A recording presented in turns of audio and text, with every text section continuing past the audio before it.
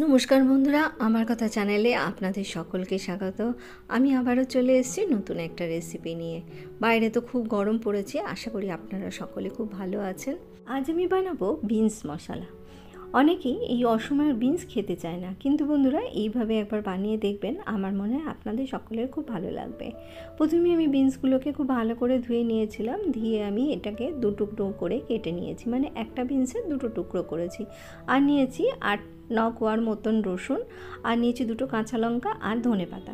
এখানে লঙ্কার পরিমাণ আপনারা বাড়াতেও পারেন। আর এর মধ্যে দিয়ে দেবো একটা টমেটো।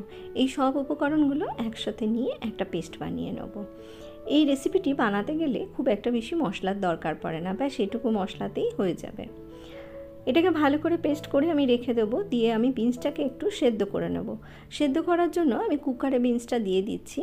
দিয়ে আমি এর মধ্যে একটু জল দেবো, তবে জলটা খুব অল্প পরিমাণে দেবো, যাতে জলটা আমাকে ফেলতে না হয়। এই জলটা দিয়েই আমার রান্না হয়ে যাবে। আর দিয়ে দেবো অল্প পরিমাণে নুন। দিয়ে আমি এটাকে একটা সিটি দিয়ে দেবো।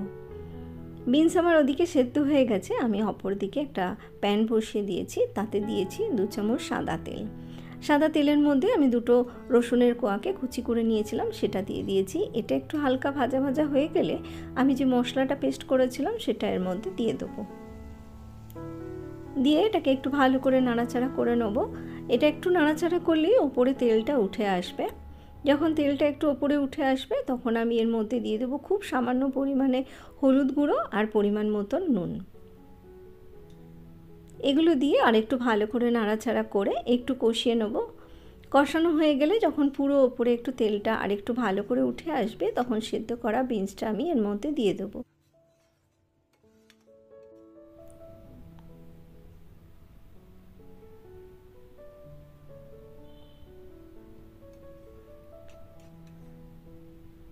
এই যে তেল উপরে উঠে এসছে, এবারে আমি বিনসটা দিয়ে দেবো। বিনসটায় যেটুকু জল ছিল সেই জল সমেতই আমি এর মধ্যে দিয়ে দেবো।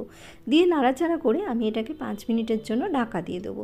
এমনিতে তো বিনস সেদ্ধ হয়ে গেছে, কিন্তু যাতে মশলাটা বিনসের সাথে খুব ভালোভাবে মিশে যায় আর পুরো টেস্টটা বিনসের মধ্যে চলে আসে, তাই 5 মিনিটের জন্য ঢাকা দিয়ে দেবো।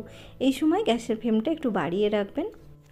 5 মিনিট পরে ঢাকা খুলে দেখুন বিনস আমার একদম রেডি হয়ে গেছে। জলটাও শুকিয়ে গেছে আর মশলাটাও বিনসের গায়ে ভালোভাবে লেগে গেছে।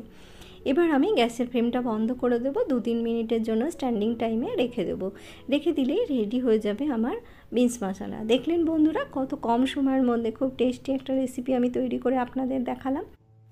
বন্ধুরা, আমার এই রেসিপিটি যদি আপনাদের ভালো লেগে থাকে তাহলে একটা লাইক অবশ্যই করে দেবেন। আর আমার কথা চ্যানেলটিকে সাবস্ক্রাইব করে দেওয়ার একটা অনুরোধ রাখলাম। আমি আবারও হাজির হয়ে যাব নতুন কোনো রেসিপি নিয়ে আপনাদের সামনে।